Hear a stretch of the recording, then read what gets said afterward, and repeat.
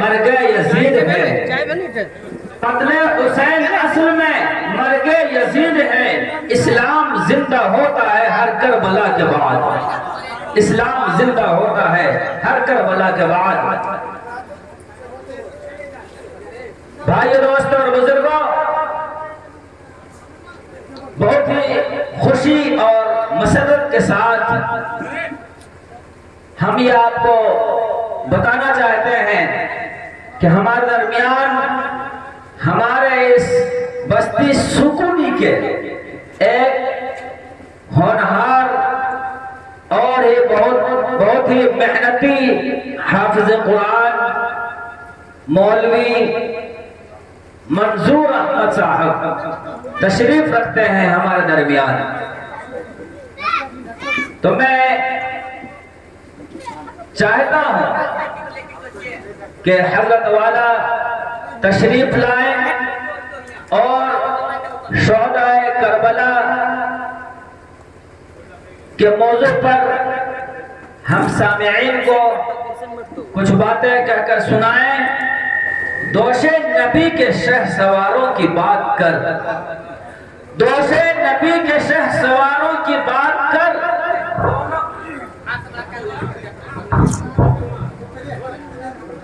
دوش نبی کے شہ سواروں کی بات کر، کونوں مکاں کے راج دلاروں کی بات کر، جن کے نفس نفس میں تھے قرآن کھلے ہوئے، جن کے نفس نفس میں تھے قرآن کھلے ہوئے، ان کربلا کے سینہ فگاروں کی بات کر۔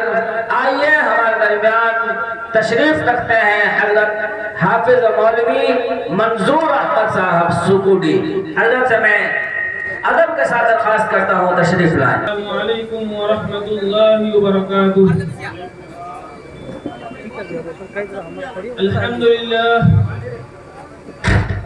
الحمد لله نحمده ونستعينه ونستغفره ونؤمن به ونتوكل عليه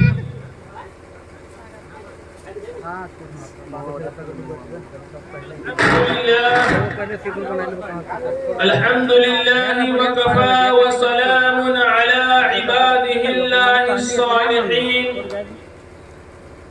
أعوذ بالله من الشيطان الرجيم، بسم الله الرحمن الرحيم۔ يا أيها الذين آمنوا استعينوا بالصبر والصلاة إن الله مع الصابرين، ولا تقولوا لمن يقتل في سبيل الله أموات بل أحياء ولكن لا تشعرون۔ وقال النبي صلى الله عليه وسلم من ترك الصلاة متعمدا فقد كفر، أو كما قال عليه الصلاة والسلام۔ من گھڑت نہیں ہے قصہ حسین کا، من گھڑت نہیں ہے قصہ حسین کا، کیوں نکالتے ہو سڑکوں پر تماشا حسین کا۔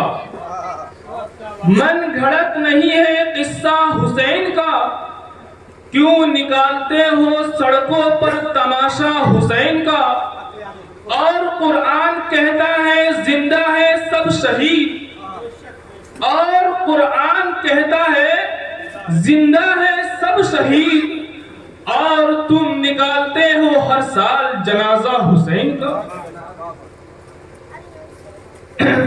حضرات علماء کرام اور معزز سامعین اور عزیز ساتھیوں، اور اس مجلس میں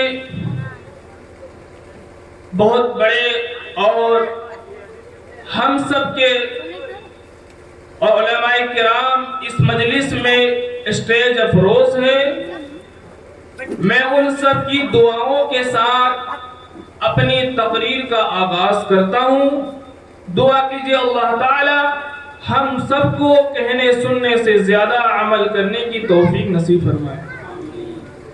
میرے عزیز ساتھیوں، چونکہ مجھے وقت بہت کم ملا اور میں چاہتا ہوں کہ ان کم وقت میں آپ حضرات کو مختصر سی باتیں بتا کر اپنی بات کو ختم کروں۔ میرے عزیز ساتھیوں، یہ جو مبارک مہینہ محرم الحرام کا مہینہ ہے، یہ قمری کے حساب سے یعنی چاند کے حساب سے پہلا مہینہ، جس طریقے سے انگریزی حساب کے مہینے میں جنوری کا پہلا مہینہ ہوتا ہے، اسی طریقے سے چاند کے حساب سے محرم الحرام کا یہ پہلا مہینہ۔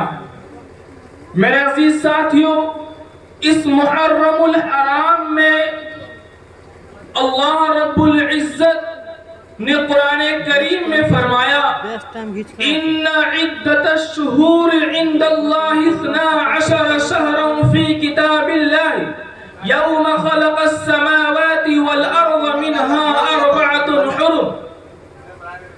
یہ جو قمری کا مہینہ ہے، اللہ رب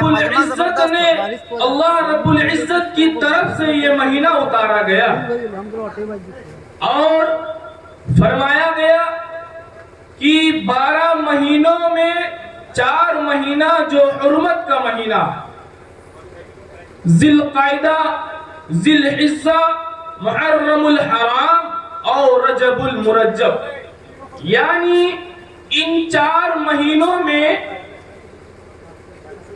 کفار مکہ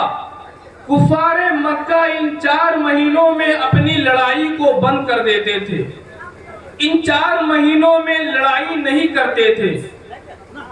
کفر و شرک بھی یہ بات سمجھتے تھے کہ یہ جو 4 مہینہ ہے، ان 4 مہینے کی قدر کرنی چاہیے۔ میرے عزیز ساتھیوں، یہ جو محرم الحرام کا مہینہ ہے، بڑا ہی اس کی فضیلت ہے، لیکن ساتھ ہی ساتھ بڑی افسوس کی بات یہ ہے کہ محرم الحرام کے مہینے میں بہت سے لوگ شرک و بدعات و خرافات میں مبتلا ہیں۔ میرے عزیز ساتھیوں، آپ سب اپنی آنکھوں سے دیکھے ہوں گے کہ امام حسین رضی اللہ عنہ کے نام پر ڈھول بجایا جا رہا ہے، امام حسین رضی اللہ عنہ کے نام پر ناچ گانے کیے جا رہے ہیں، امام حسین رضی اللہ عنہ کے نام پر ڈی جے بجایا جا رہا ہے، امام حسین رضی اللہ عنہ کے نام پر شرک و بدعات و خرافات کیا جا رہا ہے۔ میں آپ سے پوچھنا چاہتا ہوں، کیا امام حسین نے یہی ہم سب کو سکھا کے گیا ہے کہ میرے نام پر تماشا بجاؤ، میرے نام پر ڈھول بجاؤ، میرے نام پر خرافات و بدعات و خرافات کرو؟ نہیں میرے عزیز ساتھیوں، ہمارے امام حسین نے ہمیں یہ کہہ کر نہیں بتایا، یہ ہمارے کہہ کر نہیں گیا، بلکہ ہم سب کو یہ پیغام دے دیا، کربلا کے میدان میں یہ پیغام دے دیا کہ کسی کے باطل کے آگے اپنے سر کو نہیں جھکانا ہے، اگر سر کو جھکانا ہے صرف خدا بندے سامنے کے جھکانا ہے۔ میرے عزیز ساتھیوں، چونکہ مجھے بہت ہی کم وقت ملا ہے اور مجھے یہ سمجھ میں نہیں آتا کہ میں آپ کے سامنے کس بات کو عرض کروں، کون سی بات کو عرض کروں۔ میرے عزیز ساتھیوں، میں آپ کو کربلا میدان کی طرف لے کر چلتا ہوں، اس سے پہلے میں ایک چھوٹی سی واقعہ آپ کے سامنے بیان کرتا ہوں۔ میرے عزیز ساتھیوں، حضور پاک صلی اللہ علیہ وسلم ایک مرتبہ راستے سے جا رہے تھے تو راستے کے کنارے میں بچے کھیل رہے تھے، بہت سارے بچے کھیل رہے تھے۔ ان میں سے ایک بچے کو آپ صلی اللہ علیہ وسلم اپنے سینے سے لیتے ہیں اور اس کی پیشانی کو چومتے ہیں اور اس کے بعد بھی چلے جاتے ہیں۔ تو صحابہ کرام حیرت میں آ جاتے ہیں کہ اس میں بہت سارے بچے ہیں، ان میں سے آپ ایک بچے کو بوسہ دیے اور اس کو سینہ مبارک سے دیے، آخر یہ ماجرا کیا ہے؟ صحابہ کرام حیرت میں پڑ گئے۔ پھر اس کے بعد اگلے دن آتے ہیں اور وہی بچے اس میدان میں کھیلتے نظر آتے ہیں، تو اسی بچے کو آپ صلی اللہ علیہ وسلم سینے مبارک سے لیتے ہیں اور اس کی پیشانی پر بوسہ دیتے ہیں۔ میرے عزیز ساتھیوں، صحابہ کرام یہ پوچھنے پر مجبور ہو گئے کہ آخر یہ ماجرا کیا ہے؟ ان میں سے اتنے سارے بچے کو صرف ایک ہی بچے کو ان کو بوسہ کیوں دیا، ان کو اپنے سینہ مبارک سے کیوں لیا؟ میرے عزیز ساتھیوں، صحابہ کرام آپ صلی اللہ علیہ وسلم کی دربار میں جاتے ہیں اور عرض کرتے ہیں کہ یا رسول اللہ، آخر وہ کون سا بچہ ہے جس کو آپ نے سینہ مبارک سے لگایا، جس کو آپ نے اس کی پیشانی پر چوما؟ آخر ایسا کون سا بچہ ہے؟ میرے عزیز ساتھیوں، حضور پاک صلی اللہ علیہ وسلم نے فرمایا لا ادری، مجھے نہیں معلوم، لا ادری، مجھے نہیں معلوم کہ وہ کون بچہ ہے، وہ کس کا بچہ ہے، وہ کس کے گھرانے کا بچہ ہے۔ میرے عزیز ساتھیوں، اس کے بعد آپ صلی اللہ علیہ وسلم نے فرمایا کہ میرے پاس حضرت جبرائیل علیہ السلام آئے تھے، میرے پاس حضرت جبرائیل علیہ السلام آئے اور انہوں نے عرض کیا کہ یہ بچہ جنتی، یہ بچہ جنتی۔ تو اس نے عرض کرنے لگا آخر یہ ایسا کون سا بچہ ہے جس کو حضرت جبرائیل علیہ السلام نے جنتی کہا؟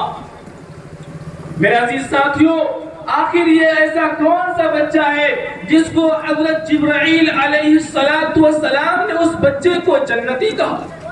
میرے عزیز ساتھیوں، حضور پاک صلی اللہ علیہ وسلم سے پوچھا گیا کہ آخر اس بچے کو جنتی کیوں کہا گیا؟ تو جبرائیل علیہ السلام نے فرمایا کہ وہ جو چھوٹا سا معصوم بچہ ہے وہ کل آپ کے نواسے حسین کے ساتھ کھیل رہا تھا، آپ کے نواسے حسین کے ساتھ کھیل رہا تھا اور اس بچے نے آپ کے نواسے کو خوش کر دیا۔ اس خوشی کی بنا پر میں اس کو اپنے سینے سے لگایا اور اس کی پیشانی پر بوسہ دیا۔ میرے عزیز ساتھیوں، وہ حسین جو چھوٹے سے عمر میں جس کو خوش کر دیا، حضرت جبرائیل علیہ السلام نے اللہ کا پیغام لایا کہ وہ بچہ جنتی ہے، وہ بچہ جنتی ہے جس نے حسین کو خوش کر دیا۔ میرے عزیز ساتھیوں، اس چھوٹے سے معصوم بچے کو اللہ رب العزت نے جنتی قرار دے دیا۔ ہم اور آپ کو سوچنا چاہیے کہ ہم حضرت حسین رضی اللہ عنہ کو کس طریقے سے خوش کریں کہ ہم بھی جنتی ہو سکیں۔ ان میں سے کون نہیں چاہتا کہ ہم جنتی ہو؟ سب چاہتے ہیں کہ جنتی ہو۔ تو انشاءاللہ حضرت امام حسین رضی اللہ تعالی عنہ نے جو احکام بتائے، جو طور و طریق بتائے، اس طریقے پہ اگر عمل کریں گے تو انشاءاللہ سب جنتی ہوگا۔ میرے عزیز ساتھیوں، میں مختصر واقعہ کربلا کا بیان کر کے اپنی بات کو ختم کرتا ہوں۔ میرے عزیز ساتھیوں، جمعے کا دن تھا، محرم الحرام کا مہینہ، 10ویں محرم، فجر کا وقت تھا۔ امام حسین اپنے لشکر کو نماز پڑھا رہے تھے۔ میرے عزیز ساتھیوں، سیدنا امام حسین امام تھے اور ان کے لاہو لشکر نماز پڑھ رہے تھے۔ چنانچہ نماز پوری ہو گئی۔ اس کے بعد کفار مکہ یزیدیوں نے لڑائی شروع کیا۔ یزیدیوں نے کہا کہ ہم ایک ایک کر کے لڑائی شروع کرتے ہیں، تمہارا ایک ساتھی ہمارا ایک ساتھی میدان کے بیچ میں آئے گا اور جنگ شروع ہوگی۔ میرے عزیز ساتھیوں، دل پر دل پر ہاتھ رکھ کے سنیے میرے عزیز ساتھیوں، یزید کے جو ان کے کفار مشرکین ہیں، انہوں نے کہا کہ ہمارا ایک ساتھی اور آپ کا ایک ساتھی میدان کربلا میں موجود ہوگا۔ چنانچہ امام حسین رضی اللہ عنہ نے اپنے لاہور لشکر سے فرمایا کہ کون آگے بڑھے گا، کون آگے بڑھے گا؟ تو اس محفل میں، اس کے لاہور لشکر میں کتابوں میں آتا ہے کہ ایک 75 سال کا بوڑھا ہاتھ اٹھاتا ہے، ایک 75 سال کا بوڑھا ہاتھ اٹھاتا ہے کہ میں آگے بڑھوں گا، میں یزیدیوں کے سامنے لڑوں گا، میں یزیدیوں کو قتل کر دوں گا۔ چنانچہ امام حسین نے فرمایا آپ تو ہمارے ابا جان کی عمر کے ہیں، آپ کیوں آگے جا رہے ہیں؟ چنانچہ اس بوڑھے نے کہا کہ آج آپ میری بات کو مان لیجئے، آج میری ایمان کی قوت کو دیکھ لیجئے۔ چنانچہ وہ 75 سال کا بوڑھا آگے بڑھتا ہے، یزید دیکھتے ہیں، یزید کا ایک سپاہی دیکھتا ہے اور کہتا ہے کہ او امام حسین اس بوڑھے کو کیوں لائے، لانا ہے تو کسی نوجوان کو لاؤ۔ چنانچہ اس بوڑھے نے جو لفظ کہا ہمیں اور آپ کو اس سے سیکھنا چاہیے۔ میرے عزیز ساتھیوں، اس بوڑھے نے کہا کہ آپ کو بوڑھا نظر آتا ہے، میرے ایمان کے اندر اللہ رب العزت نے 50 نوجوانوں کی قوت رکھی، میرے دل کے اندر اللہ رب العزت نے 50 نوجوانوں کی قوت رکھی ہے۔ چنانچہ جب وہ آگے بڑھتے ہیں تو آگے بڑھتے ہیں، کتابوں میں لکھا ہے کہ وہ 50 سپاہیوں کو وہ قتل کر دیتے ہیں اور 50 سپاہیوں کو جہنم رسید کر دیتے ہیں۔ میرے عزیز ساتھیوں، یہ ہے ایمان کی قوت، یہ ہے ایمان کی طاقت۔ میرے عزیز ساتھیوں، اللہ رب العزت نے ان کے دل میں وہ ایمان کی قوت ڈالی تھی جس کے اندر 50 نوجوانوں کی طاقت تھی، اور اس بوڑھے نے 50 سپاہیوں کو، یزید کے 50 سپاہیوں کو جہنم رسید کر دیا۔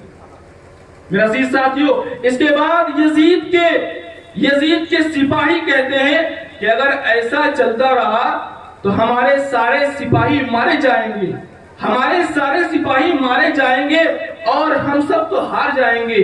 چنانچہ یزیدیوں نے دھوکے بازی کیا، انہوں نے اپنے سارے سپاہیوں کو آگے بڑھا دیا اور اس بوڑھے کو شہید کر دیا۔ چنانچہ اس کے بعد ظہر کا وقت ہوتا ہے، ظہر کی نماز پڑھی جاتی ہے، جمعے کا دن تھا لیکن جمعے کی نماز ادا نہیں کی جاتی ہے، اس لیے کہ جنگ کی حالت میں جمعے کی نماز نہیں ہوتی ہے، اس لیے ظہر کی نماز ادا کی گئی۔ میرے عزیز ساتھیوں، ظہر کی نماز پڑھنے کے بعد سیدنا امام حسین رضی اللہ عنہ اپنے بڑے بیٹے علی اکبر سے کہتے ہیں کہ علی اکبر جاؤ اللہ کی راستے میں جاؤ اللہ کی راہ پہ جاؤ۔ میرے عزیز ساتھیوں، علی اکبر تیار ہو جاتے ہیں، چنانچہ علی اکبر تیار ہو جاتے ہیں۔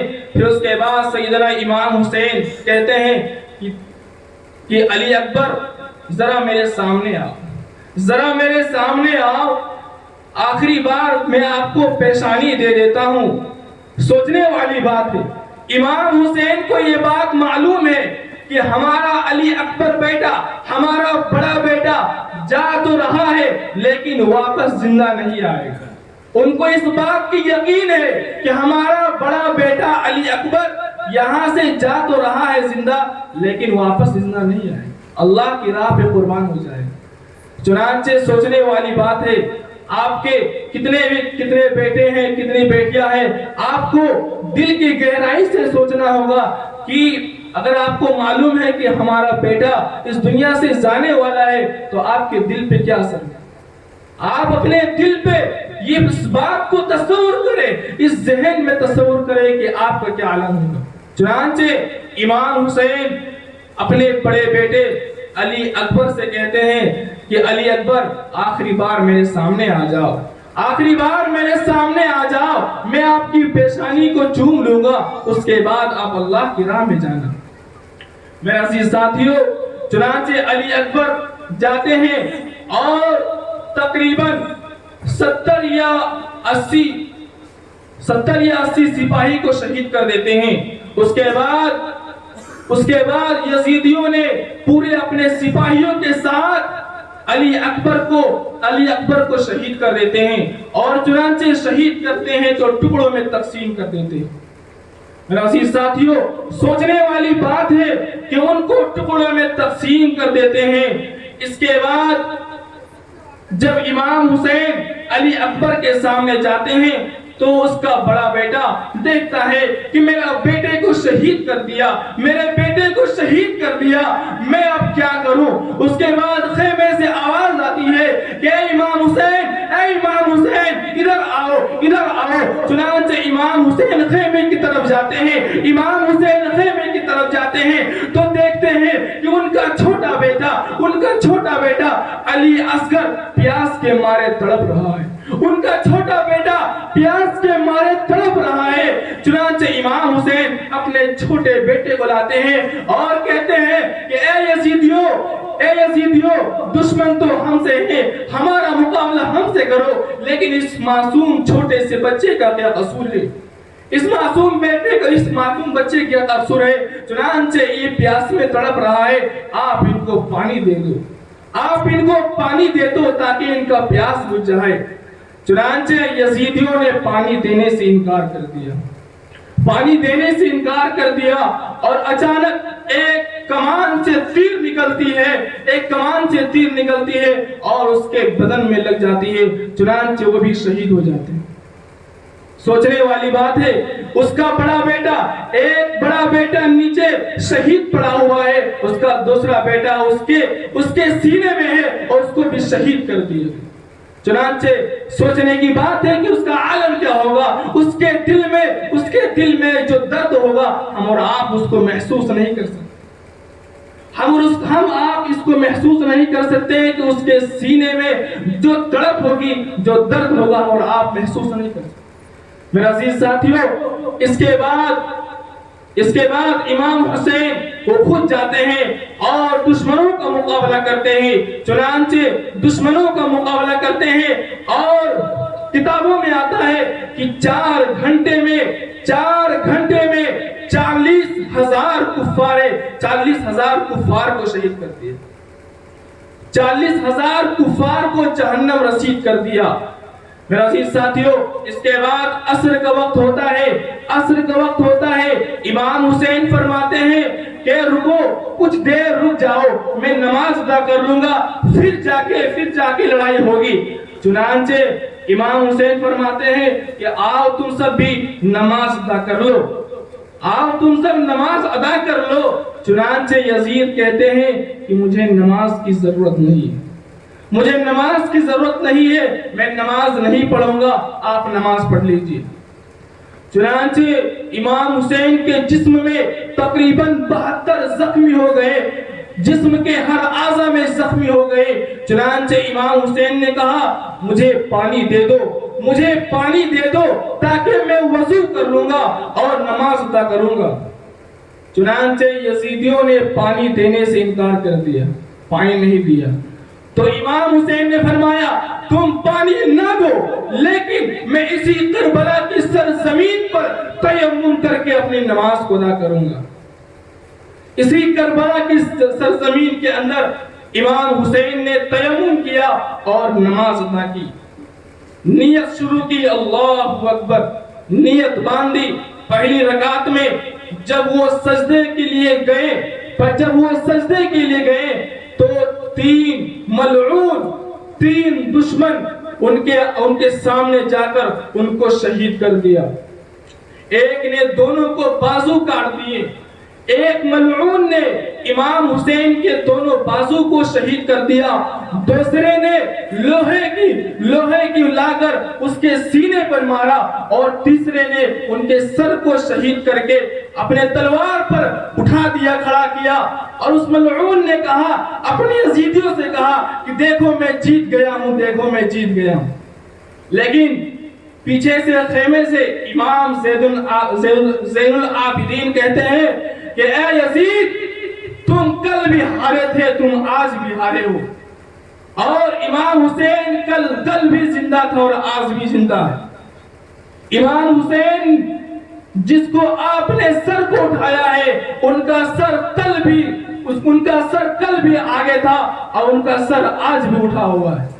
چنانچہ اس کے بعد امام حسین کے سر کو اٹھایا گیا اور اس ملعون نے ان کے لاہو لشکر کو اور ان کے امام حسین جن کو شہید کر دیا گیا۔ چنانچہ میرے عزیز ساتھیوں، تو کہنے کا مطلب یہ ہے کہ امام حسین وہ امام حسین جنہوں نے کربلا کے میدان میں بھی اپنی نماز کو قضا ہونے نہیں دیا۔ ہم اور آپ ذرا سی بات پہ اپنی نماز کو چھوڑ دیتے ہیں، ہم اور آپ ذرا سی بات پر مسجد سے دور ہو جاتے ہیں، ہماری کانوں میں آواز آتی ہے حی علی الصلاۃ، آؤ نماز کی طرف، حی علی الفلاح، آؤ کامیابی کی طرف۔ ہم اور آپ گرم بستروں میں رہتے ہیں، لیکن ہم سب کو نماز پڑھنے کی توفیق نہیں ہوتی۔ میرے عزیز ساتھیوں، میں نے قرآن کریم کے بعد ایک حدیث پڑھی کہ من ترک الصلاۃ متعمدا فقد کفر، کہ جس شخص نے جان بوجھ کر نماز کو چھوڑ دیا گویا کہ اس نے کفر کیا، گویا کہ اس نے اسلام کو انکار کیا۔ میرے عزیز ساتھیوں، بہت سے کتابوں میں لکھا ہے کہ جو شخص بے نمازی ہوتا ہے ان کے اگر وہ انتقال کر جائے، اگر وہ مر جائے تو مسلمانوں کی قبرستان پر ان کو دفن نہ کریں۔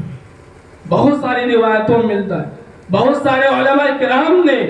میرے عزیز ساتھیوں، ہم سب کو چاہیے کہ امام حسین نے جس طریقے سے اسلام اور دین کے خاطر اپنے سر کو قلم کر دیا، لیکن کسی باطل کے سامنے اپنے سر کو نہیں جھکایا۔